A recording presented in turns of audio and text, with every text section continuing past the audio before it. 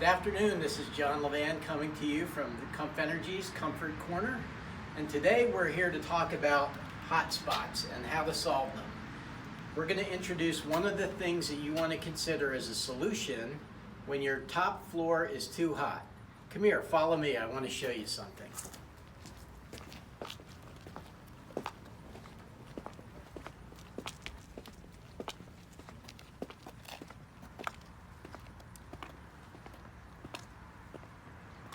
What if I told you that putting a windshield screen, just like we see in this hot car, would help you save energy and make sure that your top floor was not too hot? Would you be interested in that?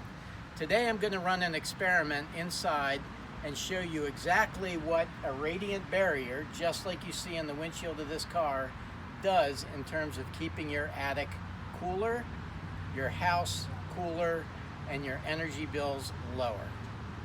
All right, it's John. I'm back inside now, and this is our experiment. We have two of these devices, which are artificial representations of what happens in your attic. Inside is a heat lamp that's going to represent what happens when the sun hits your roof. In this example, we have no radiant barrier, and we're going to compare what happens to cellulose and fiberglass insulation temperatures over time. In this fake attic, we have a radiant barrier, and we're going to show the same temperatures over time. And you can see right here, this is my stopwatch. It's going to keep us honest, and I'll show you each time I take these temperatures, I will show you exactly how much time has elapsed. So I'm going to get started on this, and about every 5 minutes I will show you what the temperatures are. So if you could just show what the temperatures are right now as a starting point. So it's about 71 and 73 degrees and 72 degrees on both of those. All right, and that's at 0 time. So right now I'm going to start my timer and turn on my lights.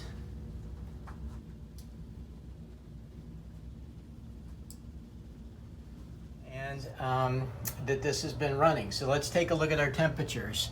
Our cellulose is at 72 degrees. Ooh, look at that. The fiberglass has gone up from 71 degrees to 95 degrees without a radiant barrier. Now let's take a look at the one with radiant barrier. I gotta turn this on, And this is at 73 degrees for the cellulose and 76 degrees. So 76 versus 95. That's a big difference. 96 degrees, 76 degrees, 20 degree difference in 5 minutes. Okay, we'll check back with you at 10. Okay, so here we are at the 10-minute mark, and you can see that the cellulose insulation without radiant barrier is at 74 degrees.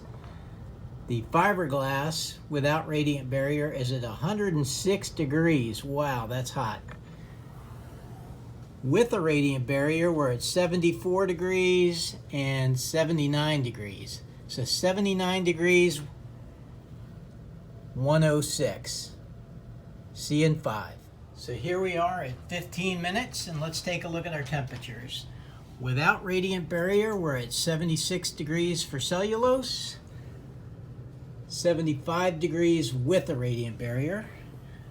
Fiberglass without cellulose, 110 degrees, smoking hot, and 80 degrees fiberglass with a radiant barrier. Okay, so here we are at 20 minutes. Cellulose without a radiant barrier is 78 degrees. Cellulose with a radiant barrier is 76 degrees. Fiberglass without a radiant barrier is 113 smoking hot degrees. And with a radiant barrier, 80 degrees. That's more than a 30-degree difference just by adding radiant barrier. So, folks, if you've got top floors that are too hot, you're not going to cool them down when your drywall's 113 degrees. You need to do something to fix that. One of the things that you can consider is radiant barrier. As you can see, it dropped the temperature 30 degrees. That's a noticeable number. In addition to that, cellulose works well as an enhancement.